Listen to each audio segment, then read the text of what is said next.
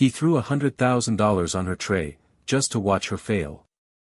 But when this black waitress opened her mouth, the entire restaurant fell silent, and a millionaire's empire began to crumble.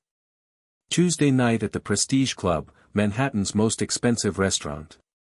The kind of place where the price of a bottle could buy a month's rent in the Bronx. Soft jazz floated through the air, polished silverware glinted beneath golden chandeliers, and the quiet murmur of money disguised itself as sophistication. At the center table sat Richard Blackwood, a 52-year-old real estate mogul with an Italian tan, a platinum watch, and the kind of smirk that came from knowing he could buy silence. 3 Japanese investors sat with him, composed and courteous, their conversation occasionally drowned by Richard's loud laughter. When Jasmine Williams approached their table, balancing a tray of crystal glasses with the poise of someone who'd done this too many nights to count, the atmosphere shifted. She was 29, her black uniform pressed to perfection, her hair tied back neatly, eyes calm yet distant, the look of someone who had learned to hide exhaustion behind grace. "Ah, here she is," Richard said, his voice booming over the jazz. "My favorite waitress in the building." He leaned back in his leather chair, the movement casual, predatory. "Tell me something, sweetheart," he continued, pulling a thick bundle of cash from his jacket pocket. "I'll give you $100,000 if you serve me in Chinese." The bills landed on her silver tray with a slap that silenced the room. Conversations froze mid-sentence. The jazz band stopped between notes. A few diners turned their heads, pretending to glance at the chandeliers, but everyone was listening. The green bills gleamed under the light like a weapon. One of the Japanese investors lowered his eyes, visibly uncomfortable. Another exhaled slowly, avoiding the spectacle. Richard grinned, enjoying the tension he'd created. "What's wrong, honey? Cat got your tongue?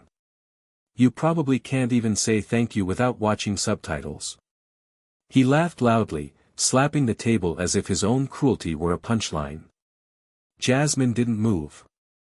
Her hand tightened around the tray until her knuckles whitened.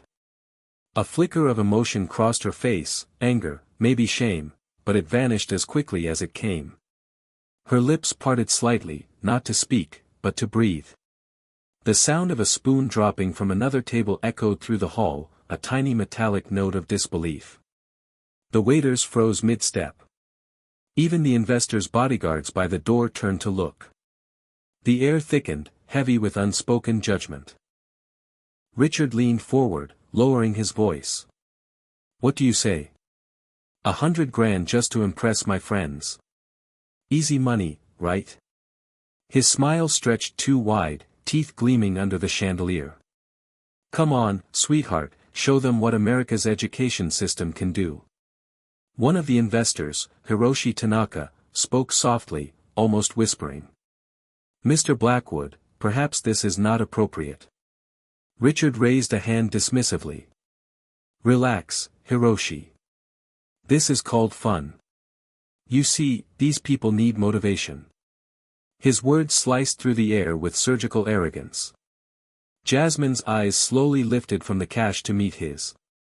The moment their gazes locked, something imperceptible shifted.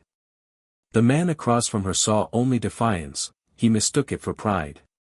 But behind those calm brown eyes was something sharper, a quiet calculation, an understanding of exactly what kind of man he was. She didn't flinch, didn't smile, didn't beg. Her silence became louder than his taunts. Richard chuckled awkwardly, mistaking the stillness for surrender. "Tell you what," he said, leaning back again. "If you manage to pull this off, I'll even double it. $200,000 for the performance of a lifetime." The investors exchanged uneasy glances. The jazz resumed softly, almost out of pity for the silence it had interrupted. Jasmine's chest rose and fell once, steady and slow. She adjusted the tray in her hands and took a single step closer to the table. Her voice, when it came, was low and even. "Be careful what you bet on, Mr. Blackwood." For the first time that evening, his smile faltered. The room, filled with power and privilege, seemed to tilt slightly toward her. No one knew it yet, but the balance of humiliation had just begun to shift. The sound of Richard's laughter echoed through the Prestige Club, bouncing off marble walls and glass chandeliers. It mingled with the ticking of the wall clock behind the bar, a sharp, rhythmic reminder of time itself. With each tick, Jasmine's mind slipped somewhere else, somewhere quieter, somewhere 3 years behind. The polished gold and white marble of the restaurant dissolved into the dim light of a one-bedroom apartment in Harlem. The clock there had stopped working long ago, frozen at 2:17 a.m., the exact moment everything in her life had changed. Papers were scattered across the dining table, medical bills, insurance letters stamped, denied, and a faded photo of a smiling woman with soft eyes, her mother, Dorothy. The smell of antiseptic still clung to Jasmine's hands from the hospital shift she had just finished.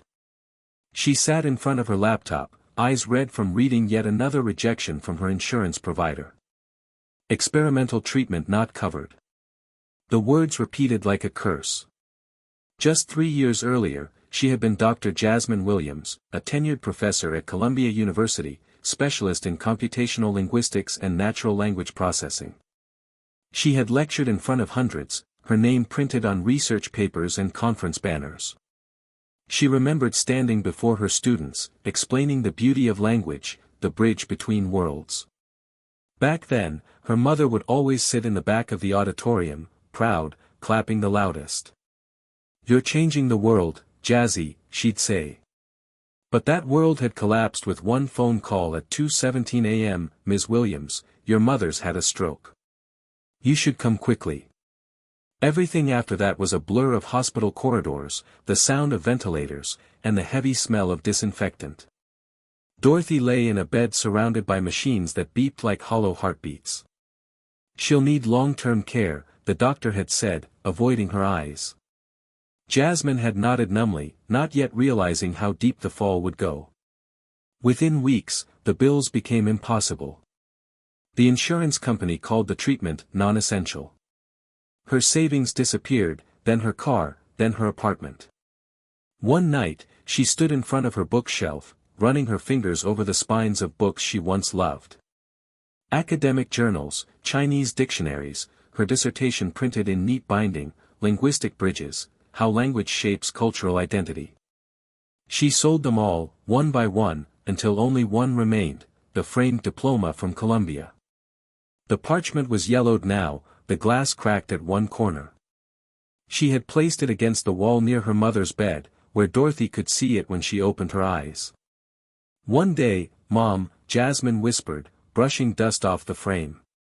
"I'll wear this again. Not to prove them wrong, but to prove you right."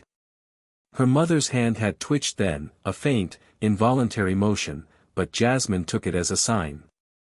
She smiled through the tears. After that, pride was a luxury she couldn't afford. She took night shifts at a diner, then days at a clinic, and finally, when the last bill came in, a job as a waitress at the Prestige Club. It was supposed to be temporary. Just enough to pay for the next round of therapy. Just until she could breathe again. But 1 month became 2, 2 became a year, and every night she watched men like Richard Blackwood drink away what she had lost: security, respect, dignity. She learned to move quietly, to smile without warmth, to survive without being seen. The jazz band saxophone from the restaurant blended with the memory of a siren passing by her window. Present and past folded into one. The sound of laughter yanked her back. Richard's voice cut through like a blade. "You don't look like someone who knows any Chinese, sweetheart. Maybe I should have bet $5 instead." The investors gave polite, uneasy smiles.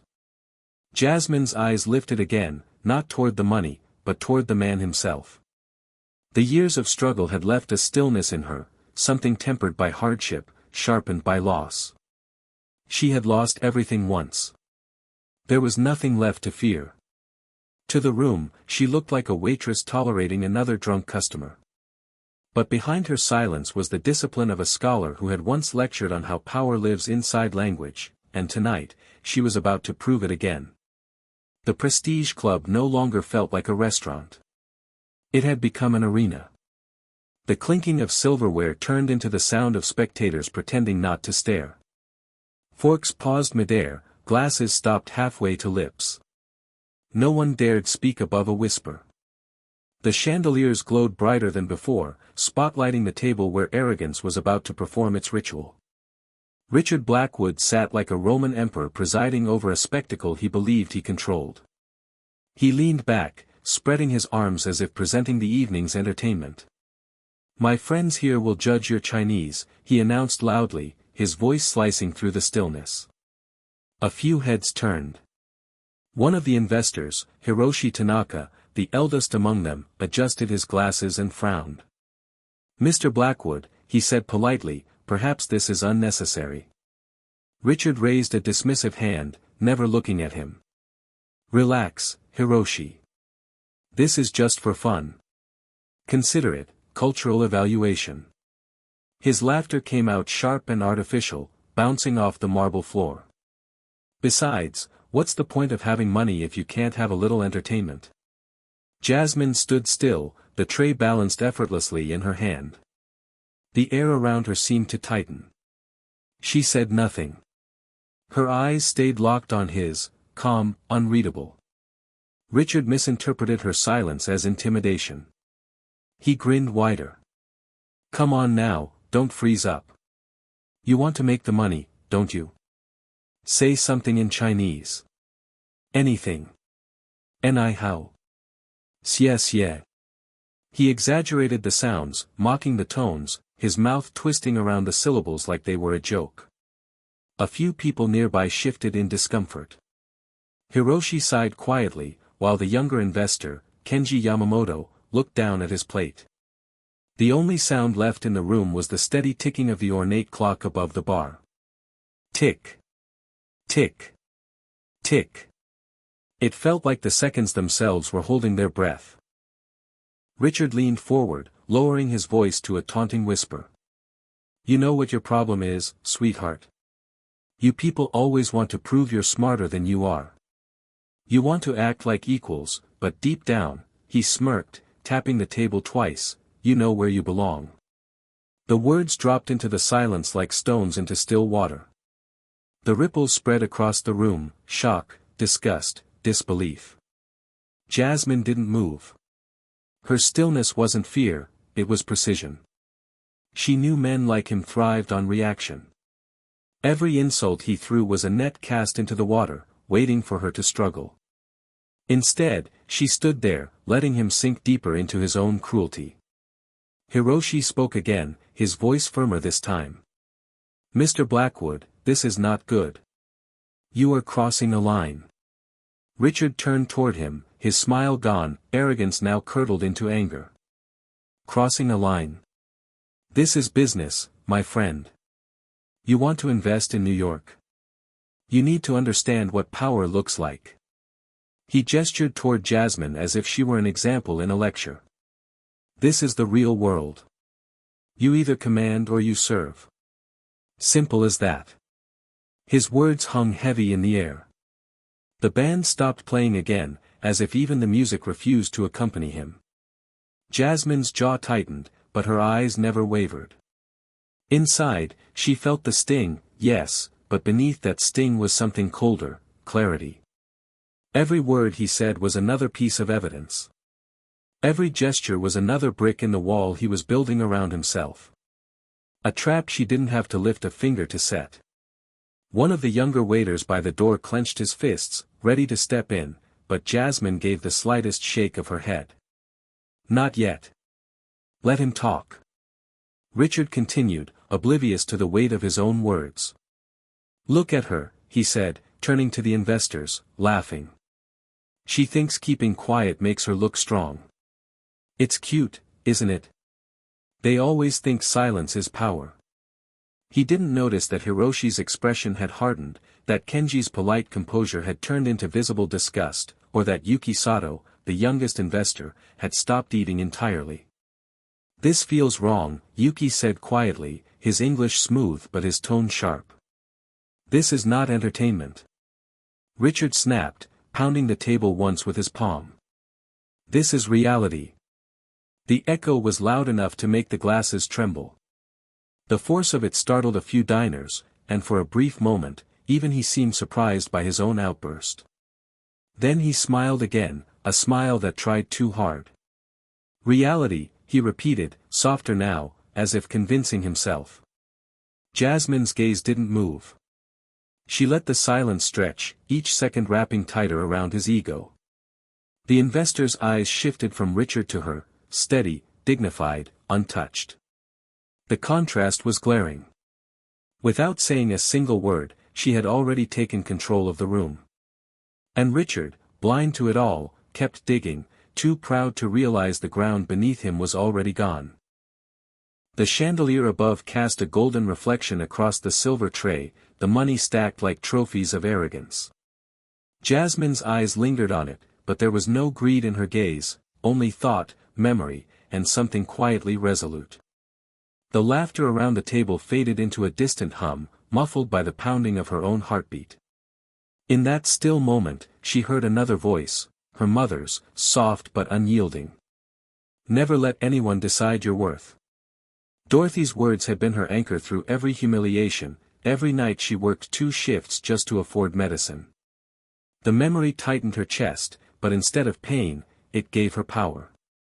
She lifted her eyes slowly, steady as dawn breaking through fog. Richard leaned back in his chair, still smirking, spinning a wine glass between his fingers. "So what'll it be, sweetheart?" he asked, his tone lazy, indulgent. "You gonna take the bet or not?" Jasmine's fingers adjusted the tray slightly, the faint sound of metal against her skin sharp in the silence. "I accept your proposal, Mr. Blackwood." Her voice wasn't loud, but it cut through the air cleanly, crisp as glass. The room froze. Conversations that had begun to pick up died again mid-sentence. Somewhere across the restaurant, a waiter stopped moving, holding a bottle mid-pour. Even the band hesitated before the next note. Richard blinked, momentarily caught off guard by how calm she sounded. Then he laughed, loud and triumphant. "Now we're talking." He spread his arms toward the investors, grinning. "See, gentlemen. A little incentive and they'll do anything for the money." The words rolled off him easily, dripping with condescension. He didn't notice that the investors weren't smiling. "But let's make it interesting, shall we?" he continued, leaning forward, elbows on the table. "If you fail, and you will, you'll kneel right here." He tapped the marble floor beneath him, and apologized to every single person in this room for wasting our time. Agreed? The words hung in the air like a dare wrapped in poison. Hiroshi inhaled sharply, ready to object, but Jasmine spoke first. "Agreed." Her tone didn't rise, didn't tremble. It was so measured it almost sounded rehearsed. Richard blinked again, unsure if he'd heard her right. "You'll kneel?" he asked, incredulous. "If you lose?" Jasmine met his eyes. "If I lose," she said evenly, "I'll kneel and apologize." He laughed, slapping the table hard enough to make the glasses shake. "I like your spirit," he said, eyes glinting with mischief. "But if you're going to play in my world, you should know, I don't bet small." He pointed at her with the same smirk he used to close million-dollar deals. "When I win, I want you to admit it, you're a fraud. Just another pretty face pretending to be smart." Jasmine tilted her head slightly, the faintest ghost of a smile on her lips. "I don't gamble, Mr. Blackwood," she said softly. "I demonstrate." The words landed with quiet precision, and for a moment no one breathed. Somewhere in the distance, a spoon slipped from a waiter's trembling hand, hitting the marble floor with a sound that seemed impossibly loud. The echo lingered, rolling through the silence like the first crack of thunder before a storm. The investors exchanged glances. Kenji looked uneasy, Yuki's brow furrowed, Hiroshi's expression unreadable. Richard chuckled again, though the sound was thinner now, forced. "Well then," he said, spreading his arms dramatically, "let's give the lady her stage." He gestured toward the head waiter. "Bring the special menu, the Chinese edition. We'll need a proper test for our expert here." The head waiter hesitated, looking between them. "Sir, that menu, now," Richard barked. His tone snapped like a whip. The waiter scurried off, leaving behind a silence so thick it felt alive. Jasmine didn't move. The golden light caught the edge of her cheekbone, outlining her in calm defiance. She wasn't trembling, wasn't panicking. If anything, she looked like she was waiting for something inevitable. A shift rippled through the room, small at first, imperceptible to most. The diners, the staff, even the investors could feel it. Power had changed hands, though no one could yet name when it happened. Richard leaned back, grinning, confident he still held control. But deep inside that grin was the first crack of uncertainty, the faint awareness that he had just turned his dinner table into a battleground, and handed his opponent the sword. The waiter returned moments later, clutching a thick leather-bound menu embossed with golden Chinese characters. His hands trembled slightly as he handed it to Richard, who took it with exaggerated confidence. "The special menu," Richard announced, flashing his teeth in a grin that was more for the room than for Jasmine. "Straight from our chefs in Shanghai. 40 dishes, all described in perfect Chinese. Let's see if our little scholar can survive this." He slid the menu toward her across the marble table. The investors watched silently. Hiroshi's brow was furrowed, Kenji's hands were folded tightly, and Yuki Sato's sharp eyes followed Jasmine's every move. She placed the tray on the table, lifted the menu, and opened it carefully. The soft leather creaked under her fingers. Her eyes scanned the pages and, for the first time that night, a faint smile touched her lips. The kind of smile that didn't seek approval, just acknowledgement. "Can I choose the dishes?" she asked calmly. Richard chuckled, waving a dismissive hand. "Choose the easiest ones if you like. You're going to fail anyway." His arrogance filled the air like smoke. Jasmine nodded slightly and inhaled, centering herself. The golden light from the chandelier reflected off the menu, casting a glow on her face. When she spoke, the room shifted. Her voice was smooth, melodic, her tones precise and effortless. The sound cut through the heavy air with elegance. For a heartbeat, the room didn't understand what it was hearing. Then Yuki's eyes widened. "That's perfect Mandarin," he whispered. Jasmine continued, her voice flowing like a calm river. She described the famous Sichuan dish with academic precision, explaining the balance of mala, the interplay between numbing spice and heat. "The silky texture of tofu," she said, switching to English for a moment, "symbolizes the harmony between simplicity and complexity." Then she slipped seamlessly back into Mandarin, her rhythm hypnotic. The effect was instantaneous. The band stopped playing mid-note. The diners leaned forward, some mouths slightly open. Even the waiters froze where they stood. The investors stared in disbelief. "My God," Yuki murmured, standing up from his chair, captivated. "She's not reciting. She's interpreting. Perfectly." Jasmine turned the page and began again. The Mandarin rolled off her tongue with effortless grace. Each tone, each pause, carried authority. Her confidence grew with every sentence. Richard's smirk began to fade.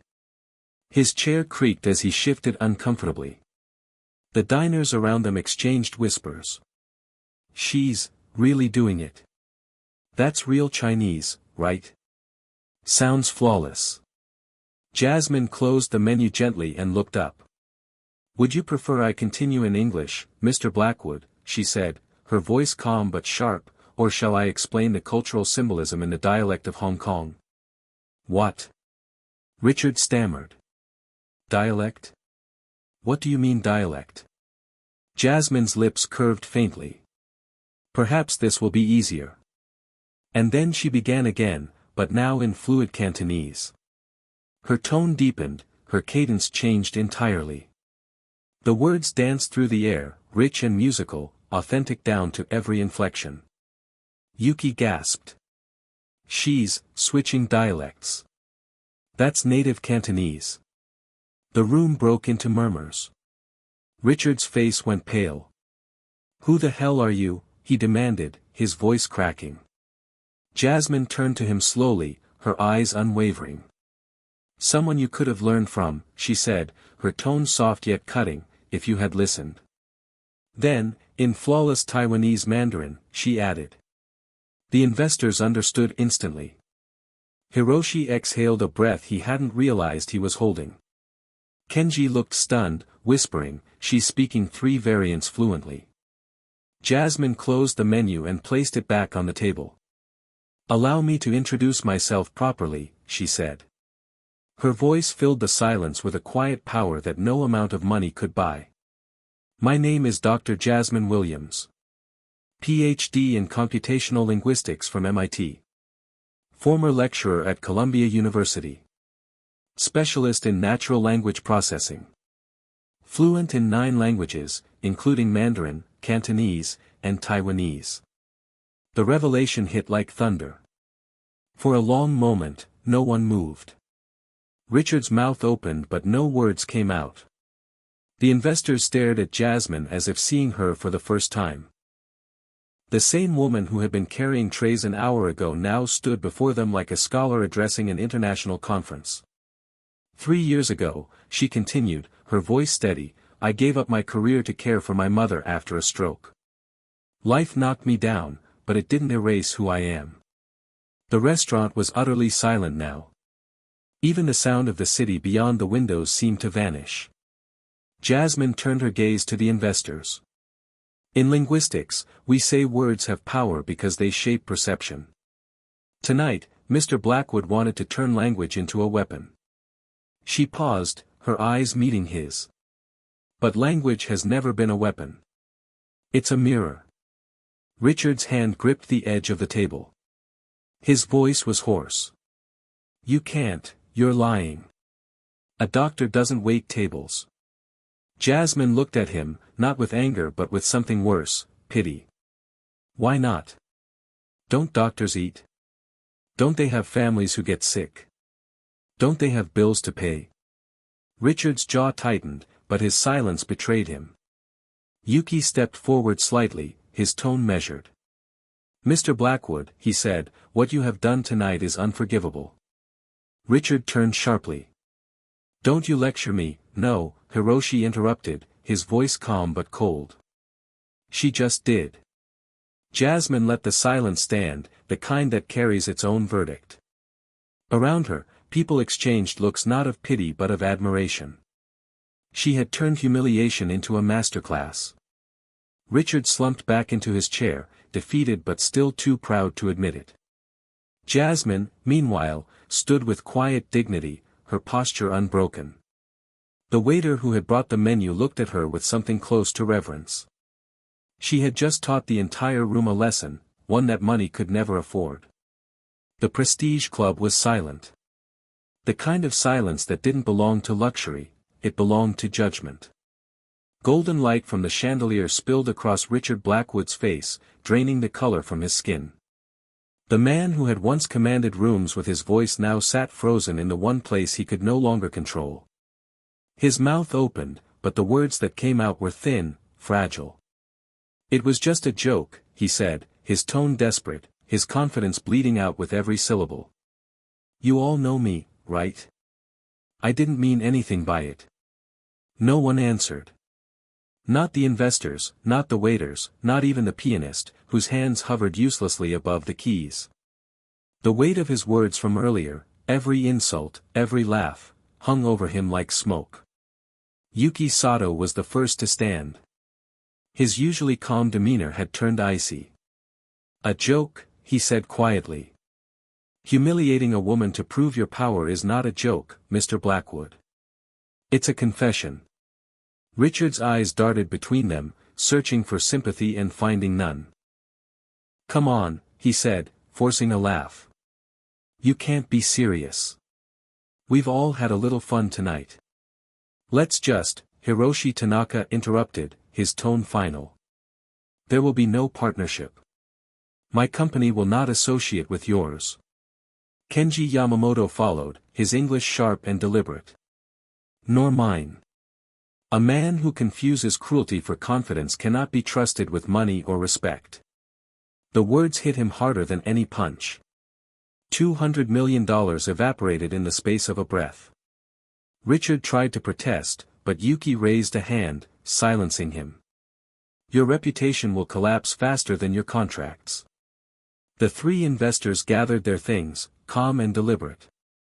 Every movement was dignified, surgical, devastating. They nodded once to Jasmine before turning toward the door. Richard stood abruptly, his chair scraping against the marble, his voice cracking. Wait, please. Don't leave. Look, it was just a misunderstanding. Jasmine's voice cut through the chaos, cold and steady. Humility isn't free, Mr. Blackwood. She placed her tray on the table with deliberate precision. You'll pay in front of everyone. Her calm was terrifying. The same room that had once laughed with Richard now leaned toward her, waiting. Richard blinked at her, confusion and panic twisting his features. What are you talking about? She nodded toward the pile of cash he had thrown earlier. You owe me $200,000, remember? You made a public wager. I held up my end. He stared at the bills, then at her. His hands trembled as he reached for his wallet. The sound of crisp paper filled the silence as he began counting. One bill after another, each one stripping away another layer of his pride. His breathing grew uneven. The onlookers watched as the same man who had once flaunted money like power now looked like a servant to it. Jasmine stood unmoving, her expression unreadable. When he finished, the money sat neatly in front of her, a monument to everything he'd lost.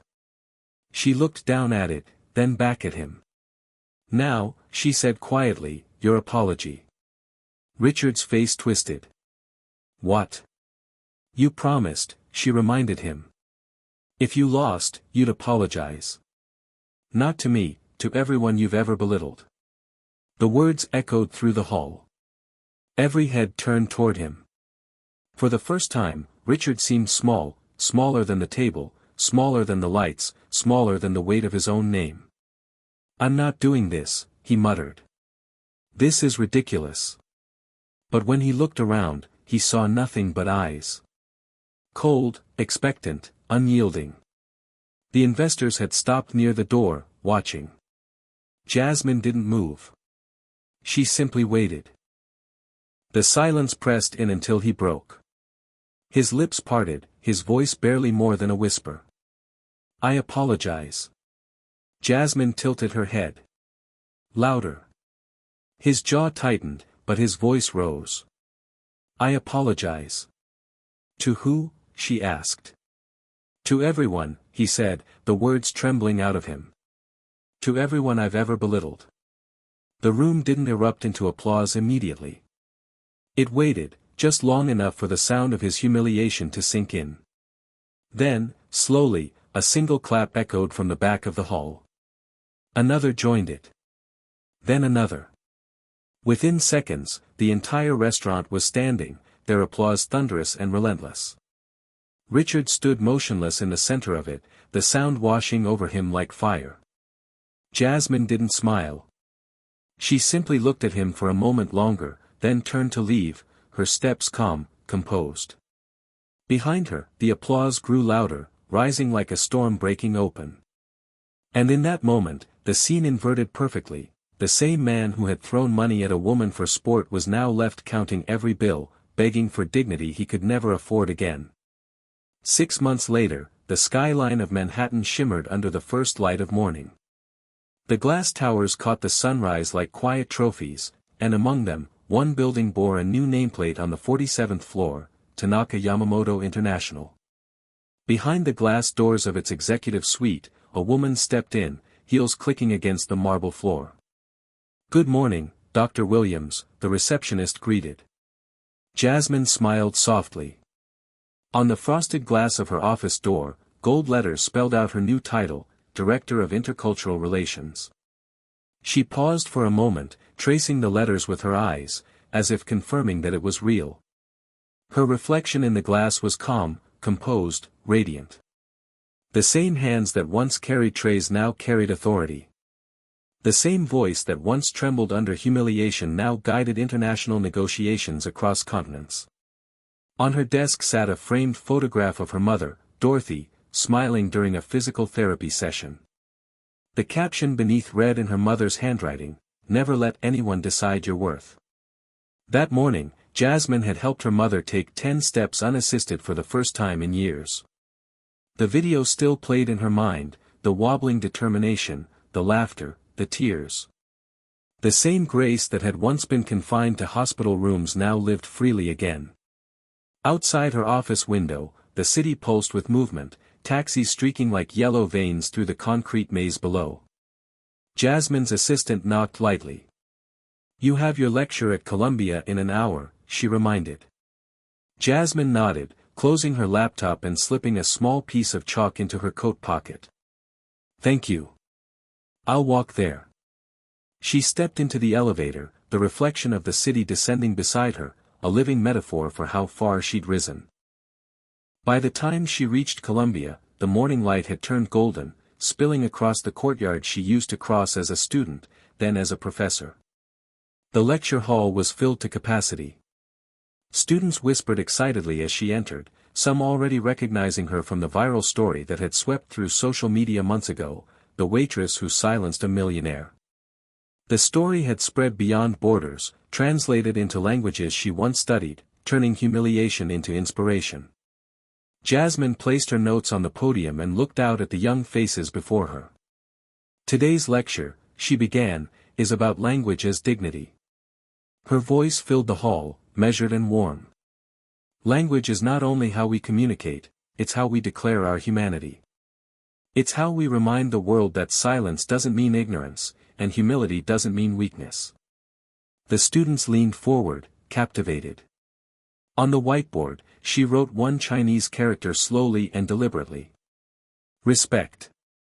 The chalk line shimmered faintly in the sunlight. She smiled. "Respect," she said, "is not something you demand. It's something you embody." Her words lingered in the stillness. Across town, in a modest car dealership in Queens, a man stared at the muted television in the corner. Richard Blackwood, wearing a wrinkled suit and a name tag that read, "Sales Associate," watched the morning financial news. The segment was brief: Tanaka Yamamoto International expands global division under new leadership, but the image froze him where he stood. Jasmine appeared on screen, shaking hands with delegates, her smile effortless, confident. For a long moment, he didn't move. Around him, the showroom buzzed with customers and sales chatter, but all he could hear was the echo of her voice that night: "Humility isn't free, Mr. Blackwood." He turned off the screen and stood silently, his reflection faint in a glass window beside a row of parked cars. Jasmine's words had followed him farther than shame could reach. Back at Columbia, she erased the board, the faint dust of chalk rising in the sunlight. The students applauded, and she looked out the tall windows where the city gleamed below, a city that once buried her, now carrying her name in its upper floors. As the applause softened, she set the chalk down, whispering almost to herself, "He tried to bury me in shame. But I grew roots there." Outside, the wind lifted through the open door, carrying the scent of spring. And for the first time in years, Jasmine felt what her mother had always believed: that dignity, once reclaimed, doesn't shout. It simply stands tall and lets the world adjust its gaze. If you enjoyed this story, let us know in the comments. And don't forget to like, share, and subscribe for more inspiring stories.